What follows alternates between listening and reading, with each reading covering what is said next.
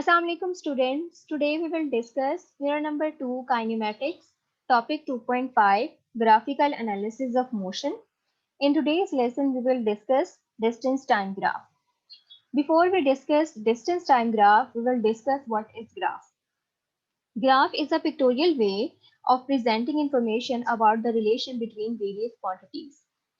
Students, different quantities में relationship की picture form basically graph है. अगर हमने डिफरेंट क्वांटिटीज के दरमियान रिलेशनशिप डिस्कस करना हो तो हम सिंपली ग्राफ प्लॉट करते हैं और ग्राफ के ट्रेंड से हम आइडिया लेते हैं कि क्वांटिटीज किस तरह से रिलेटेड हैं। अगर हम ग्राफ की क्वांटिटीज की बात करें, the quantities between which a graph is plotted are called the variables. Graph की क्वांटिटीज को वेरिएबल्स कहते हैं। और अगर हम इन क्वांटिटीज की फर्दर डिटेल देखें, one quantity is called the independent quantity and the other quantity, the value of which varies with the independent quantity, is called the dependent quantity. एक क्वांटिटी है इंडिपेंडेंट और दूसरी क्वांटिटी है dependent, यानी कि ऐसी quantity जिसकी वैल्यू डिपेंड करती है इंडिपेंडेंट क्वांटिटी पे। नेक्स्ट हम डिस्कस करेंगे uses of graph. Uses discuss करने से पहले हम ग्राफ की डिफरेंट फॉर्म्स डिस्कस कर लेते हैं।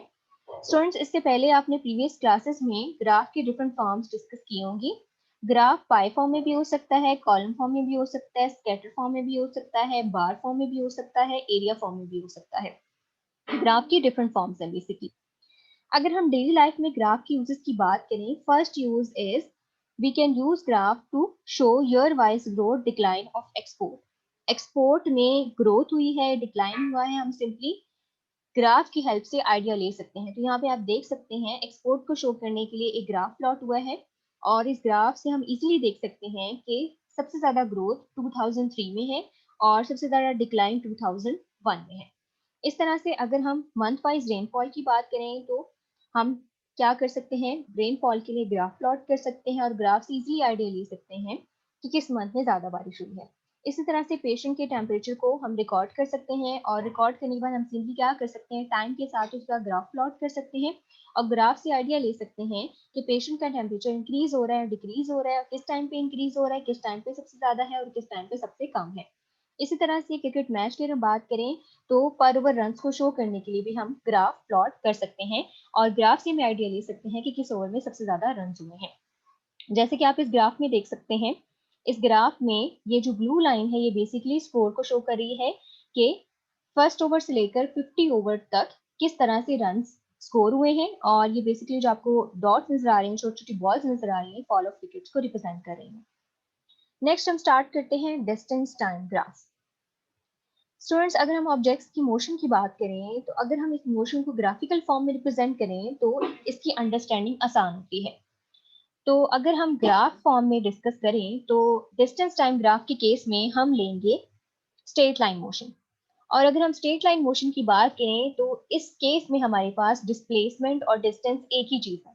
स्ट्रेट लाइन मोशन है, डायरेक्शन की हम बात ही नहीं कर रहे, बॉडी स्ट्रेट लाइन में जा रही है, स्ट्रेट लाइन में ऑब्जेक्ट जा रहा है। तो इस केस में हम अगर ग्राफ डिस्कस करें तो ग्राफ में हम डिस्प्लेसमेंट की जगह डिस्टेंस भी कह सकते हैं। स्टूडेंट्स, ये एक डिस्टेंस टाइम ग्राफ है और डिस्टेंस टाइम ग्राफ में हम सिंपली क्या करते हैं, टाइम को लेते हैं अलोंग एक्स एक्सिस और डिस्टेंस को लेते हैं अलोंग वाई एक्सिस।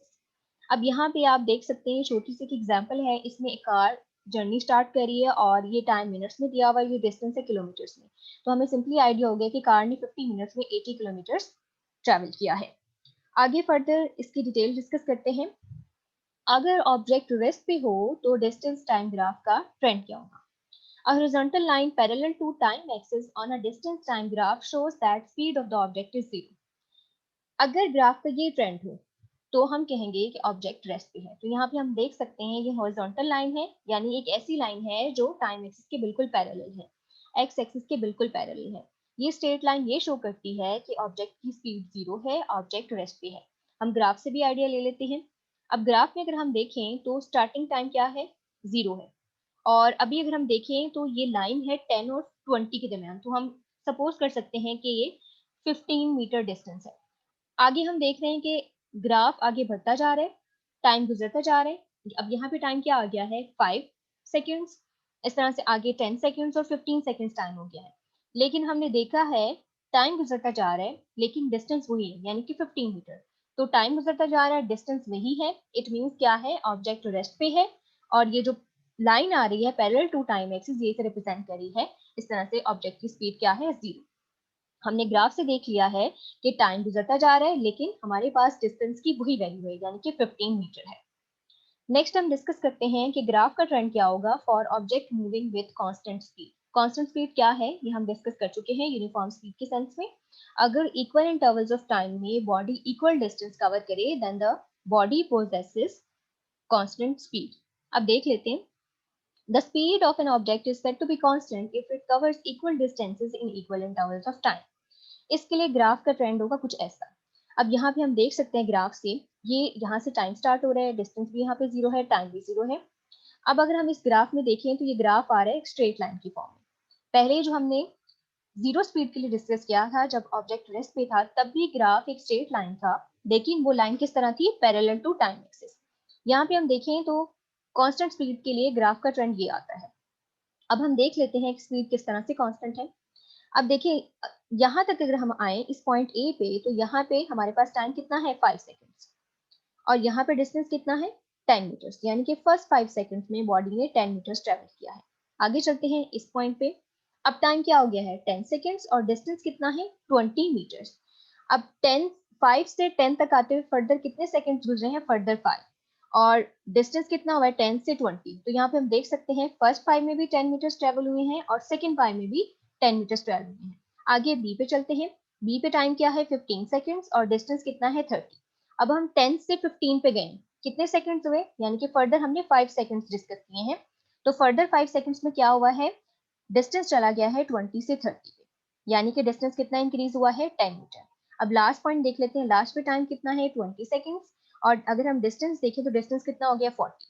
यानी हमने 15 से 20 तक अगर ऑब्जर्व किया है, तो 15 से 20 तक कितने सेकंड्स गुजरे, फर्दर 5, और फर्दर 5 सेकंड्स में क्या हुआ, डिस्टेंस हो गया 30 से 40, यानी कि फर्दर 10 मीटर और ट्रेवल हुआ है। तो ग्राफ में हम देख सकते हैं कि हर 5 सेकंड्स में बॉडी 10 मीटर्स डिस्टेंस ट्रेवल कर रही है। तो इस सेंस में हम कह सकते हैं बॉडी की या ऑब्जेक्ट की स्पीड है कांस्टेंट। अगर हम इसकी स्पीड की बात करें कि अगर हमने ग्राफ से स्पीड कैलकुलेट करनी हो तो वो कैसे करेंगे। स्पीड कैलकुलेट करने के लिए हम लेते हैं ग्राफ की स्लोप। स्लोप बेसिकली क्या है, स्लोप ग्राफ की स्टीपनेस को शो करती है। ये आप मैथ्स में भी डिस्कस कर चुके हैं। आगे हम देखते हैं कि स्लोप की मदद से हम कैसे ऑब्जेक्ट की स्पीड कैलकुलेट करें। हम कोई से दो पॉइंट्स लेते हैं इस ग्राफ पे, for example point A and point B. Slope calculate करने के लिए हम सिंपली क्या करेंगे, सबसे ऊपर लेंगे, पहले लेंगे वाई एक्सिस की वैल्यूज यानी कि डिस्टेंस की वैल्यूज, और फिर लेंगे टाइम एक्सिस की वैल्यूज यानी कि एक्स एक्सिस की वैल्यूज। अब हमारे पास पॉइंट्स कौन कौन से हैं, ए और बी। ए और बी का वाई एक्सिस पर डिफरेंस क्या है वो हम लेंगे पहले। तो सिंपली स्लोप में क्या होता है, हम वाई एक्सिस की वैल्यूज को डिवाइड करते हैं एक्स एक्सिस की वैल्यूज से। तो हम सिंपली क्या करेंगे, जो पॉइंट्स हमने कंसीडर किए ए और बी, इन पॉइंट्स का डिस्टेंस यानी कि वाई एक्सिस के लिहाज से डिफरेंस लेंगे। डिफरेंस क्या आएगा, बी की वैल्यू क्या है 30, ए की वैल्यू क्या है 10। तो वाई एक्सिस पे यानी कि डिस्टेंस वाले पोर्शन में हम इनका डिफरेंस लेंगे, क्या आएगा 30 माइनस 10 क्या आएगा 20 मीटर। इस तरह से हम टाइम एक्सिस पे आ जाते हैं। टाइम एक्सिस पे बी की वैल्यू क्या है 15 और ए की क्या है 5। तो 15 माइनस 5 क्या आएगा 10। तो 10 नीचे लिखेंगे, 20 डिवाइडेड बाय 10 हमारे पास स्पीड आएगी 2 मीटर्स पर सेकेंड। इस तरह से अगर किसी भी ऑब्जेक्ट के लिए इस तरह से ग्राफ स्ट्रेट लाइन फॉर्म में हो, यानी कि ऑब्जेक्ट की स्पीड कांस्टेंट हो, तो स्लोप यूज करते हुए हम ऑब्जेक्ट की स्पीड कैलकुलेट कर सकते हैं। स्टूडेंट्स, ये था हमारा आज का टॉपिक। आपने इस टॉपिक को बहुत अच्छे से प्रिपेयर करना है। गुड लक, अल्लाह हाफिज।